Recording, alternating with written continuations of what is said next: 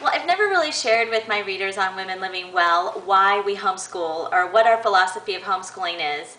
And it's a part of my bio on the side. I say I'm a homeschooler, and I usually show my first day of school pictures in the schoolroom. But after that, I haven't really shared a lot of what happens in our home in the area of homeschooling. And that is because I think that homeschooling can become controversial sometimes. And so, but I want to share it with you. And so I'm going to do a multiple part series about our homeschooling and our philosophy, and I hope that something in here just encourages you. And so the first thing I want to share with you is why we homeschool.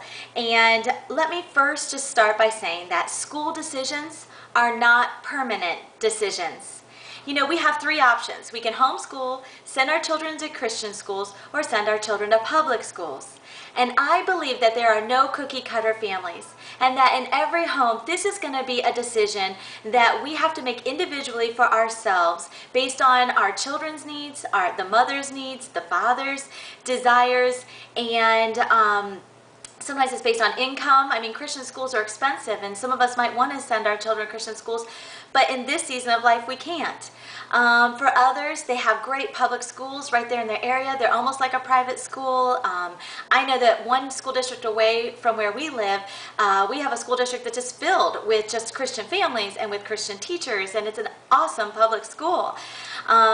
Also, for some of you, the mom might feel like she wants to homeschool and the husband doesn't. He doesn't think it's the best choice. And so right now, maybe you're in the point where you're submitting to your husband because he's not on board with it.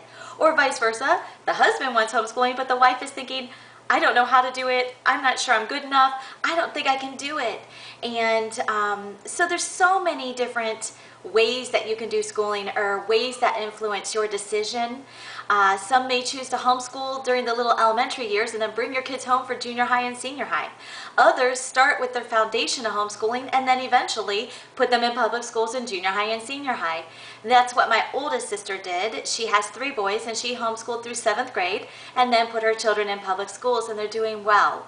So there's so many ways to do this that I do not believe that there's any cookie cutter right or wrong way to do this. The Bible does not clearly, black and white, say what we should do, but it does say in Deuteronomy 6:9 that it is our responsibility as parents to teach our children to love the Lord our God with all their heart, soul, minds, and strength. It is our job while they are lying down, walking along the way, when they rise up, when they go to bed. It is our job to be teaching them about God. It is not the Sunday school teacher's job. It is not the Christian school teacher's job. It is our job to train them. No matter which school choice you make, our goal should be to not lose our children. Do not lose your children. If you have them in public schools and you sense that you are losing them to worldly philosophy or worldly friends, you might need to bring them home for a season.